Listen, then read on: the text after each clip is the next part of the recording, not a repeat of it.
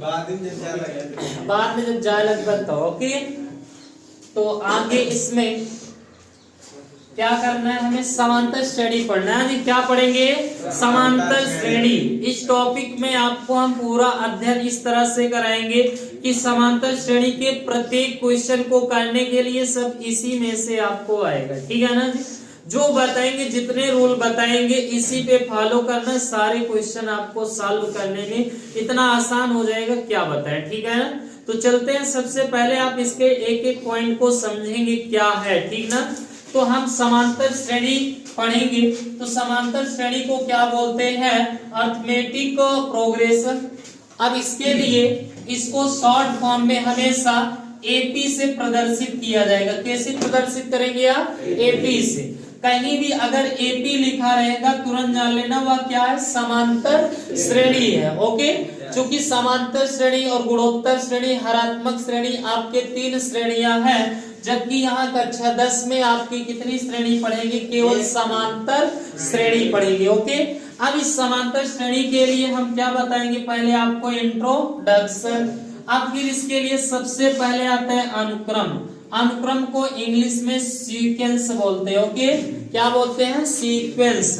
अब सीक्वेंस का मतलब क्या आता है, हिंदी में आप जाने तो सबसे सिंपल सी बात बताते हैं, अनुक्रम।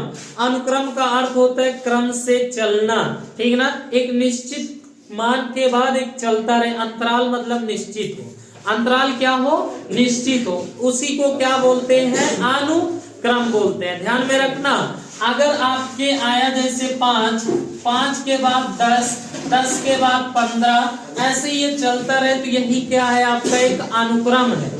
अनुक्रम का मतलब ये होता है कि क्रम से चले, ठीक है ना। और सभी के बीच का अंतराल क्या होना चाहिए, बराबर होना चाहिए, वही आपका क्या कहलाता है, अनुक्रम। उसी को हम क्या बोलते हैं, सीक्वेंस। आगे चल के आपके बहुत सारे पार्ट इसी अनुक्रम से मिलते हैं, ठीक ना। फिर आगे ध्यान से, श्रेणी मतलब सीरीज, श्रेणी मतलब सीरीज। श्रेणी क्या होती है, श्रेणी को जो अनुक्रम होता है इसी को प्लस में या माइनस चिन्ह से लिख दिया जाए तो क्या कहलाएगा, वो आपका एक श्रेणी बन जाती है। श्रेणी और अनुक्रम में ज्यादा डिफरेंस नहीं है, केवल चिन्ह आते हैं बस, हाँ जी। तो इसके लिए आपको क्या करना होता है, जैसे 1 2 3 4 ये भी क्या है, श्रेणी है, ठीक ना। चूंकि 1 के बाद क्या आया, 2, 2 के बाद क्या है, 3 आया, इसी को अनुक्रम भी कहते हैं, इसी को हम क्या बोलते हैं, श्रेणी, ठीक है ना। समझने की कोशिश करिए बात को। और ये भी हो गया, देखो -3, -2, माइनस, ये सब क्या है, अनुक्रम भी है, और इसी को हम क्या बोलते हैं, श्रेणी, ओके। फिर आगे ध्यान से समझेंगे बात को। अब बात करने वाले हैं समांतर श्रेणी, जिसको हम एपी शॉर्ट फॉर्म में पढ़ेंगे। यही से हमारा मेन टॉपिक है, एपी यानी समांतर श्रेणी के लिए। समांतर श्रेणी को जब भी आप पहचानेंगे तो जो आपको अनुक्रम या श्रेणी दिया होता है उसके लिए कैसे दिया होता है, एक क्रम याद रखेंगे, क्या है वो क्रम थोड़ा ध्यान में रखेंगे। समांतर श्रेणी की बात करेंगे, किसकी बात करेंगे, एपी की बात। एक एपी होता है, एपी कैसे होता है, क्रम से याद रखो, A comma A plus D comma A plus 2d comma A plus 3d dot dot dot, यही आपकी क्या होती है, एपी कहलाता है, समांतर श्रेणी कहलाता है। देखो एक निश्चित अंतराल के बाद इसमें डी नहीं था, इसमें डी आया, फिर 2d फिर 3d, मतलब एक एक डी सब में क्या हो रहा है, जुड़ रहा है ना। तो आगे ध्यान में, जो सबसे आगे लिखा होगा, जो सबसे आगे लिखा होगा उसी को आप बोलेंगे प्रथम पद। क्या बोलेंगे, प्रथम पद। प्रथम पद को हमेशा ए से डिनोटेड करते हो, ओके। किससे प्रदर्शित करेंगे, ए से, कोई दिक्कत। जब ए से आप प्रदर्शित करेंगे, आगे आप ध्यान देंगे सर्वांतर, ओके। क्या करेंगे, सर्वांतर को हम डी से, कैसी, डी से, और डी आता कैसे, इससे ध्यान में रखो। देखो सर्वांतर जब भी निकालना तो दूसरे पद में से पहले पद को घटा देना है, ठीक ना। दूसरे पद में पहले पद को क्या करना है, घटाना है। तो दूसरा पद a प्लस डी है, माइनस से घटा दो, कट गया, क्या आ गया, डी आ गया कि नहीं है। पहले इनको श्रेणी को सीखेंगे अच्छे से, हाँ जी। अब यहां से सर्वांतर हो गया। अब बात समझेंगे समांतर श्रेणी है कब। हाँ जी, अब इसी तरह से सभी का अंतराल अगर समान आ जाए तो जान लेना क्या है वो सर्वांतर है। ओ श्रेमा क्या है समांतर श्रेणी। अगर अंतर समान आएगा श्रेणी का या अनुक्रम का तो जान लेना वह क्या है समांतर श्रेणी है। ओके, समांतर श्रेणी कैसे पहचानोगे? समांतर श्रेणी पहचानने के लिए आपको क्या देखना है? श्रेणी का अंतराल चेक करना है। क्या चेक करना है? अंतराल। अगर अंतराल सबकी बराबर आ रही है बीच की तो कह देना यह समांतर श्रेणी है, नहीं तो कह देना समांतर श्रेणी नहीं है। तो देखो जैसे 1 2 3 4 5 ये सब क्या, इनके बीच का अंतराल कितना है? इनके बीच का अंतराल, इनके बीच का 1 1 का, तो अंतर सबका क्या है? समान। तो ये क्या है? एपी है। ओके, तो ये हुआ आपने सर्वांतर यानी कि डी निकालो कम से कम 2 या 3 पद का। अगर डी सब में समान आ जाए तो लिख देना क्या है? एपी। बता सकते हैं ना, चेक कर सकते हैं। अगर आपको ध्यान देना यहाँ पर अनुक्रम का ये सब क्या है? अनुक्रम है। ओके, क्या है? अनुक्रम है, इसी को श्रेणी बोलेंगे। ओके, तो अनुक्रम का सर्वांतर क्या हो? सर्वांतर समान हो। क्या हो? समान हो। तो वह एपी कहलाएगा। क्या कहलाएगा? एपी कहलाता है। एपी कहलाता है। ओके, समझ गए? कहने का मतलब D1 बराबर क्या हो गया?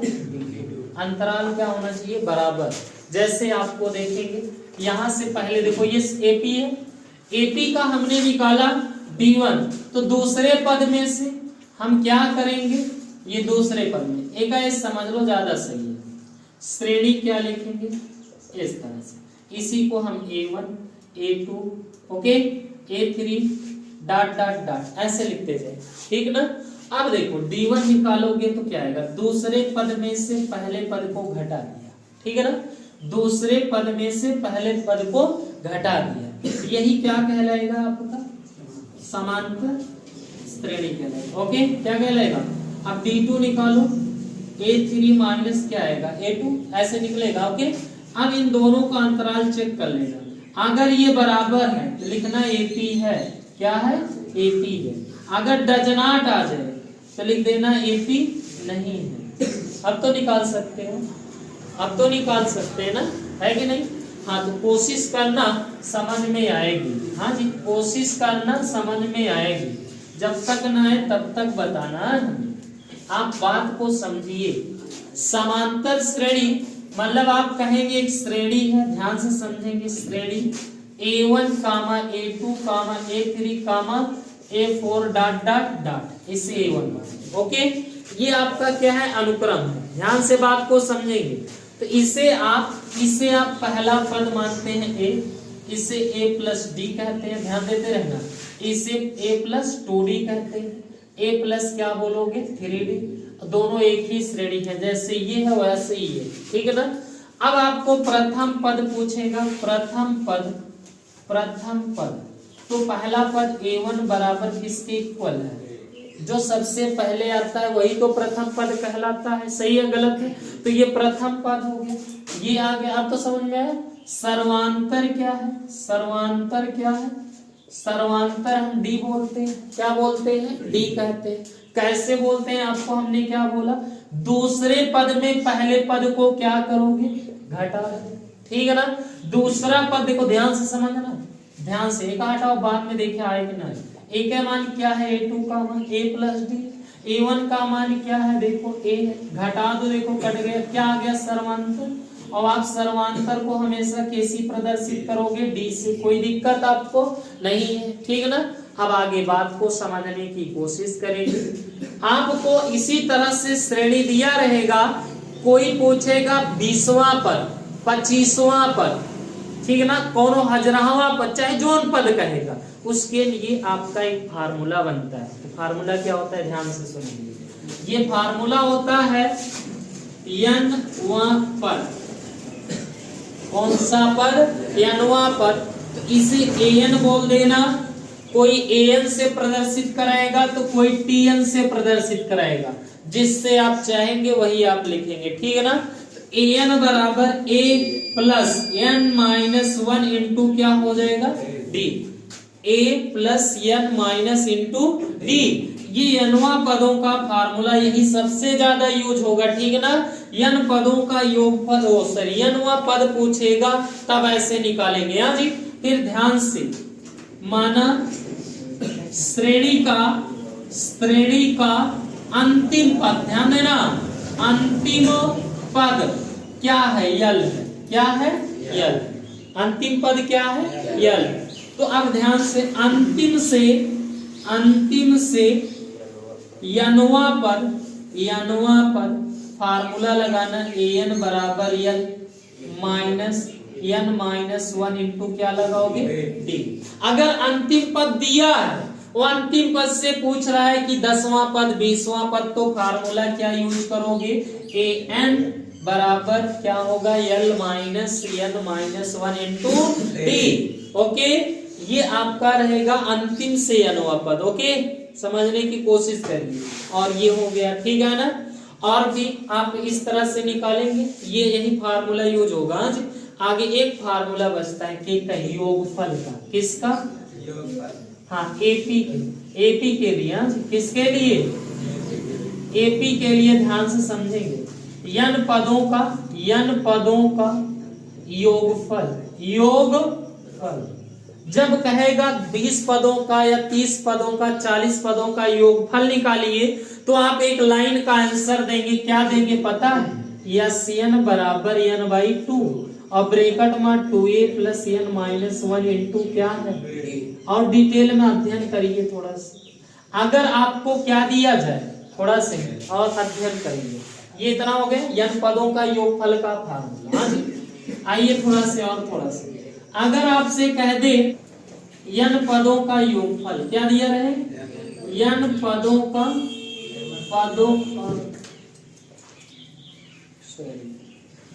सही लिख रहा है, अंतिम पद क्या है, ए और यल है। क्या है, यल, ठीक है ना। अगर अंतिम पद दिया है यल, ठीक है ना, और तब आप क्या लगाएंगे, पदों का योगफल। तब n पदों का लिखें, तब n पदों का योगफल। ओके, जैसे n पदों का योगफल निकालेंगे तो यस n बराबर n बाई 2 ब्रैकेट में l प्लस क्या लगा देंगे, क्या लगाएंगे, a प्लस l। यही फार्मूला यूज करेंगे। ओके, जब अंतिम पद दिया हो और l मतलब दिया हो, तब आपको n पदों का योगफल निकालना होगा। तो यस n बराबर n by 2 plus a plus l क्या है, देखो जी, ये समांतर श्रेणी का सबसे पहला क्वेश्चन आपको हम दे रहे हैं, क्या, एक्सरसाइज 5.1। इसमें है निम्नलिखित में से प्रत्येक एपी के लिए प्रथम पद ए तथा सर्वांतर क्या निकालना है, डी। प्रथम पद अभी आपको हमने क्या बताया, जो सबसे पहले आगे लिखा होगा वही क्या है, प्रथम पद। इसी को ए कहा जाता है। इसका मान किसके बराबर है, 3। हो गया, सही बात है, ठीक ना। दूसरा, आपसे सर्वांतर कहा, सर्वांतर को हम डी से, हमने देखो एक लाइन सिंपल सा बताया था, दूसरे वाले में से दूसरा पद ना माइनस करो, किसको, प्रथम पद लगाओ तो -3, तो ये माइनस माइनस है, जुड़ जाएगा -5। होगा कि नहीं होगा, अरे नहीं समझ में आया तो इसको देखो ना, सर्वांतर, इसका प्रथम पद क्या है, प्रथम पद को हम ए से जो सबसे आगे लिखा होगा उसी को क्या बोलोगे यार, प्रथम पद ए। तो 11 आ गया। फिर आगे सर्वांतर, सर्वांतर को आप क्या बोलोगे, डी।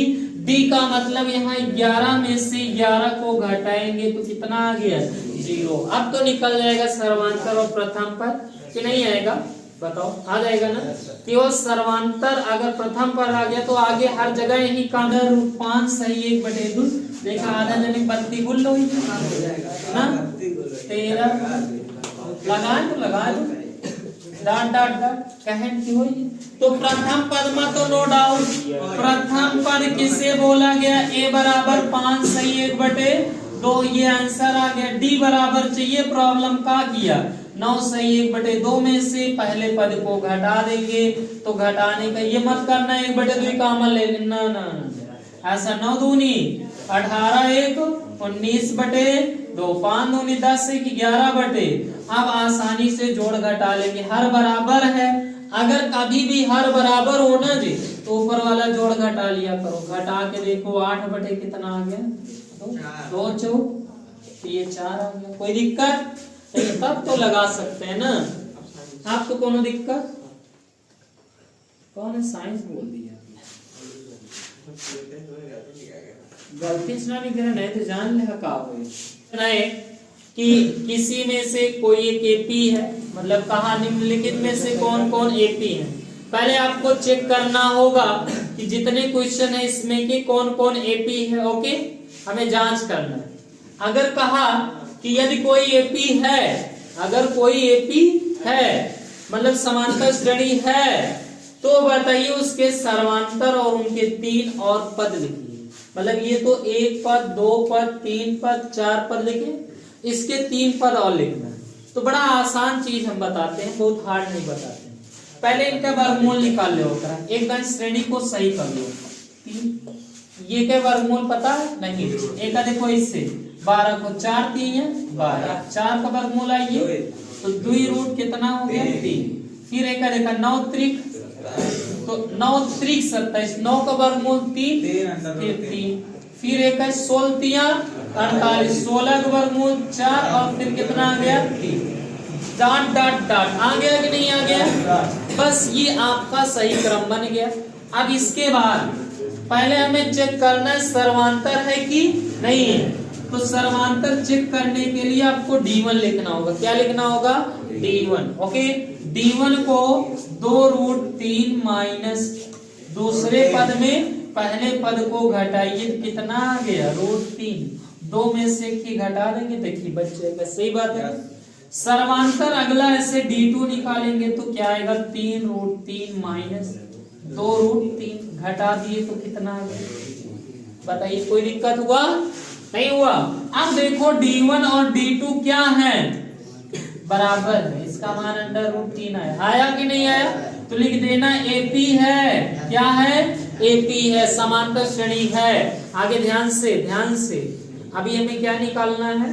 अभी इसके 3 पद और निकालने हैं। क्या निकालना है? 3 पद। और 3 पद कैसे निकालेंगे जरा ध्यान से।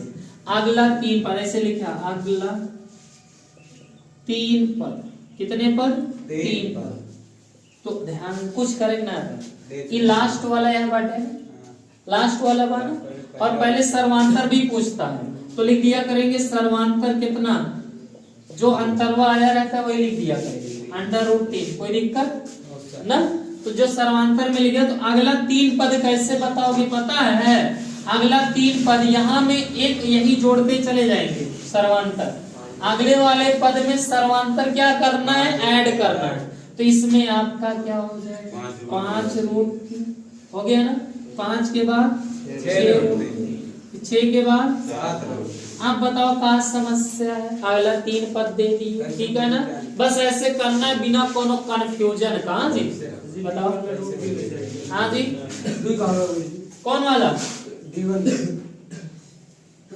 अरे महाराज 2 में से की घटा दिए तो 1 तो बचेगा।